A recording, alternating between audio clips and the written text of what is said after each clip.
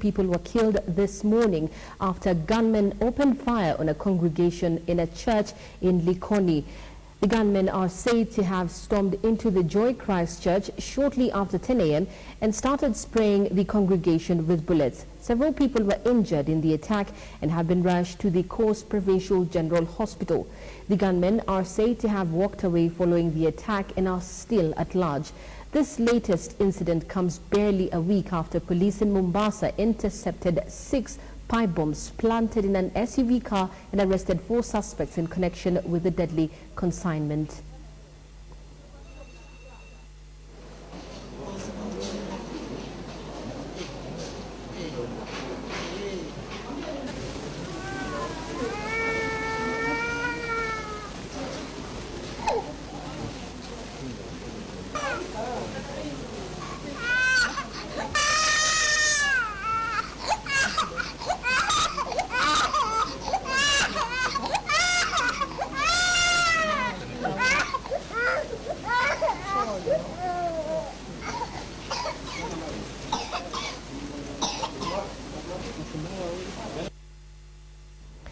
Well, in Somalia, the National Army backed by AMISOM troops have captured a key town in Somalia from the SHABAAB group. An offensive on Saturday ended in victory, with the troops liberating the town that has been under the control of terror groups for 5 years. Ashamwilu has the details. Their faces may not tell much, but this is how victory looks like. The African Union mission in Somalia has just captured the strategic town of Koryole from the extremist group Al-Shabaab. It is a very strategic town. It is located here at the bank of the, Shabelle River. And really, our terrorists and Al-Qaeda now, they based that place. They tortured it, they massacred innocent people. Really, the civilians, they requested from us to liberate from the Al-Qaeda. But for these soldiers, this victory is just a scratch on the surface. In the last 1 month, their strong offensive against the Al-Shabaab militants has registered success. Our intention is to attack Koryole. So far, 8 towns across south-central Somalia have been secured.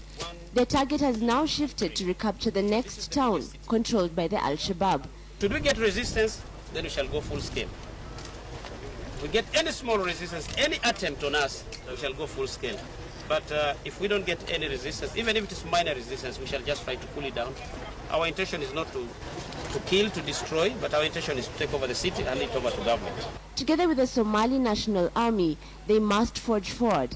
This victory has only drawn the AMISOM troops closer to capturing the port city of Barawe, one of the Al-Shabaab strongholds and a source of illicit revenue for the group. So for now, their game face is on until ultimately they take out the enemy. Ashamwilu, KTN Live at 1. Where the OCPD for LIKONI will be giving us an update of what happened. There are reports that 2 people were killed this morning after gunmen opened fire on a congregation in a church. Mwendo wa saa 4:30 wahubiri walipokuwa wanajiandaa kuendelea na misa yao, waharamia waliingia kwa kanisa, wakaanza kupiga risasi na kuumiza kadhaa, wakaua 2 na wengine wakakimbizwa hospitalini. Moving on, the civil society groups are opposing what they term as an ad hoc attempt to amend the Constitution. The Center for Law and Research International and the Coalition for Constitution Implementation says the move to amend the Constitution in order to reduce the wage bill will curtail efforts to fully implement the Constitution.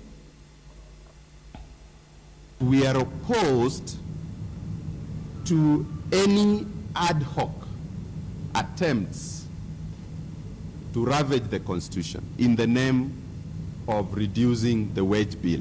That we are opposed to completely. And we will continue to oppose those attempts because we know that these are not genuine attempts at addressing national problems. These are attempts at making it impossible for the Constitution to be implemented. fire has destroyed a section of the Kenya Commercial Bank in KITENGELA this morning. The fire started at around 7 a.m. and firefighters who arrived on time to help put it out said they suspected that it was caused by an electrical fault. Residents responded to the alarm but were kept out of the building and had to watch from the sidelines. The building was unoccupied when the fire broke out, but it completely burnt down files, furniture and newly installed computer systems. Fire brigade, Mavoko Municipal Council came and helped us to put it out, and everything is okay. We want to assure our customers that we'll serve them as we have always done, and they should not get worried. Ipata kama kuna damages nyingi sana, kwa maana ile system machine zile waliweka juzi zote na meza. Residents of Garissa town now have a reason to smile following the commissioning of a project that will see the town connected to the country's main power grid. The Kenya Electricity Transmission Company, KETRACO, which is implementing the project, has in the meantime set up a new power substation for Garissa town following last month's fire incident that saw the county's generators that have been generating power for the town raised. KETRACO has, however, assured residents of Garissa of connection to the national power grid by October this year. The 132 kilovolts Kinda Ruma Mwingi Garissa line project that Garissa will soon be connected to is part of the Kenya Electricity Expansion Project, a subset of the government's electricity scale-up program. Bilioni 3.2 3.2 billion. Hiyo ni kutoka hiyo line kutoka Kindaruma kupita Mwingi kuja hapa Garissa.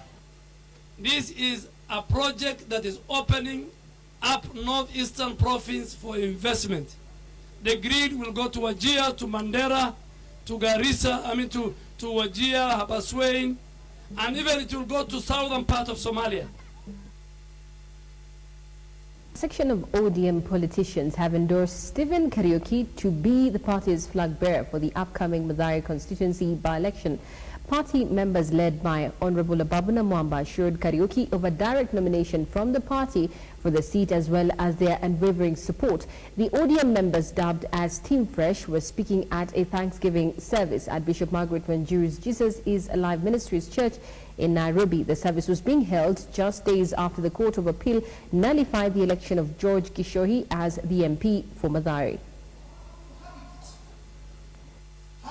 I wrote protest letters to IEBC. I went to their offices, and I remember one IEBC officer telling me, this is beyond us. Be prepared to file a petition. There's nothing we can do. Nikasema, the God I believe in will one day vindicate me and deliver this victory my way. Amen? Today, he can present before you a winner certificate signed by the chairman of the IEBC himself. So he's a confirmed winner.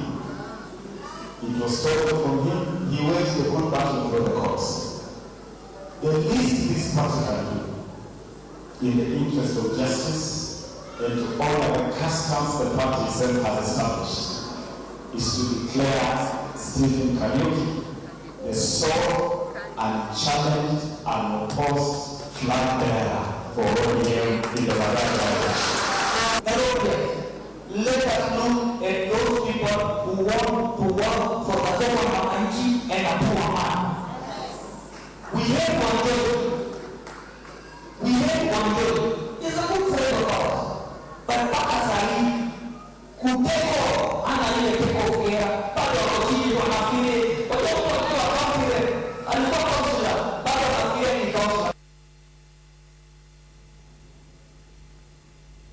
the Malaysia Airlines flight MH370 disappeared more than 2 weeks ago, and the search for clues remains a global effort. Australia and China have both released satellite images of debris, but so far authorities have turned up nothing.